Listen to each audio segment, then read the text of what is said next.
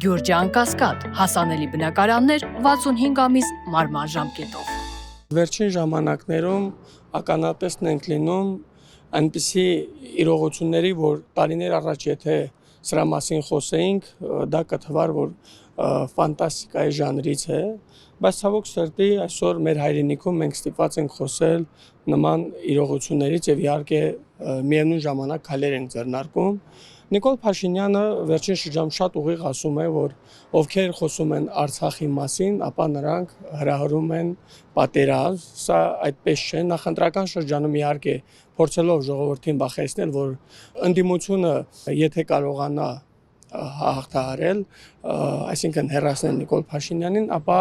Հայաստանում խաղաղություն չի լինի, բայց տեսնում ենք, որ Նիկոլ Փաշինյանը ուղիղ սպասարկում է Թուրքիայի եւ Ադրբեջանի շահը, սա բոլորի համար կարծում եմ տեսանելի է, իհարկե փորձում են ինչ-որ մանևրներ անել եւ հանրությանը խեղաթյուրել, բայց կարեւոր եմ համարում նրա այն այսպես ասած հայտարարությունը, որ շարունակելով Ղարաբաղի հակամարտությունը, ապա մենք բերելու ենք